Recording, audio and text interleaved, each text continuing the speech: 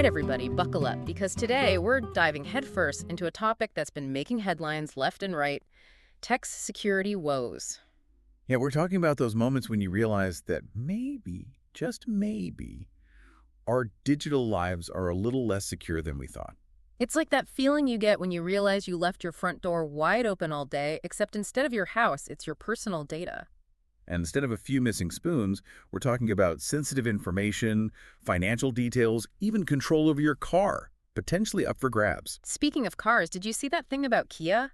I mean, hackers taking over your car remotely feels like something straight out of a sci-fi movie. Yeah, it really drives home the point that as we connect more and more devices to the internet, the attack surface for hackers grows exponentially. So it's not just our computers and smartphones we have to worry about anymore. It's our cars, our appliances, even our printers, apparently. Exactly. And the thing is, a lot of these vulnerabilities come down to companies prioritizing convenience and flashy features over basic security hygiene.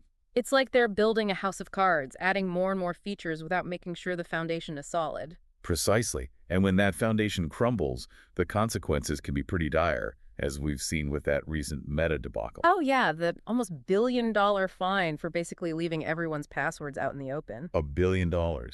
For storing passwords in plain text? I mean, that's cybersecurity 101 stuff right there. It's like leaving your diary open on the kitchen table and being surprised when someone reads it. And the thing is, this wasn't just some small-time operation. This was Meta, one of the biggest tech giants out there. Talk about a wake-up call for companies to start taking data privacy seriously. Absolutely. And for anyone who thinks this doesn't affect them, think again. Because if it can happen to a company like Meta, with all their resources and supposed security expertise, it can happen anywhere. And the scary part is, a lot of these vulnerabilities go undetected for months, even years, before they're finally discovered and patched. Which means our data could be at risk right now, and we wouldn't even know it. Exactly. Yeah. So, while it's easy to feel overwhelmed by all this, the good news is there are steps we can take to protect ourselves. Okay, so give it to us straight. What can we do? First things first, strong, unique passwords for every single account. No more using password 123 for everything. Nope, those days are over. And wherever possible, enable two-factor authentication. That's the one where they send you a code to your phone, right? Exactly. It adds an extra layer of security, making it much harder for hackers to gain access to your accounts. Got it. Strong passwords, two-factor authentication, what else? Keep your software updated.